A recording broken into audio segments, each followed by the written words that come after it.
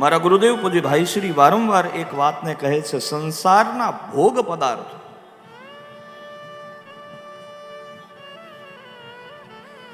એની ઉપર માખીની જેમ બેસેલો જીવ છે.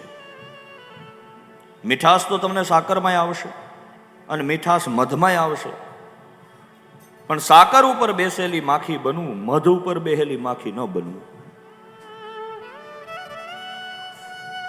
કૃષ્ણએ શું કર્યું? કૃષ્ણએ સંસારનો એ બધો જ આનંદ લીધો છે, પણ જ્યારે જરૂર પડી ત્યારે કૃષ્ણને છોડતા આવડ્યું છે, એટલે ભગવાન બન્યો છે. ટાણે જેને ચાવીના જુડા છોડતા આવડે ને,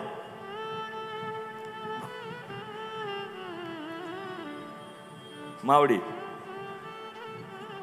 આ બધું હું આ બાજુ જોઉં તો બધા અહીંયા જ જોયો. બોલો માં, હું આ તો બીજા ગામની વાત કરું છું, અહીંની નથી.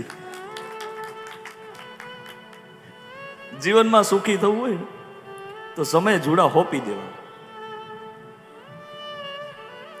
ઇતિહાસમાં પણ જુઓ, જે રાજાઓ થયા તે રાજાઓના રાજ્યને ઉત્તરાધિકારીને ટાણે ન હોપ્યું, એટલે ઉત્તરાધિકારીઓએ પાછળથી જ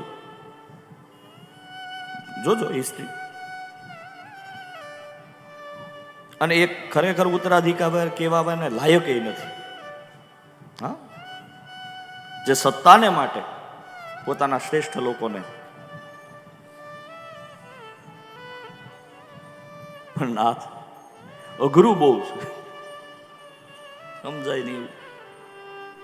એટલે હું આ કઈ ઉદાહરણ આપું તો બીજા ગામનું સમજજો, અહીંનું નહીં સમજતા. બોલો નારાયણ. જુઓ, કૃષ્ણ જન્મ થયા પછી વિનોદ જ હોય, આનંદ જ હોય. અને મેં કીધું ને એમ કે આપણે બધા તો લોકોને, સમાજને, દુનિયાને રાહ દેખાડવા વાળા.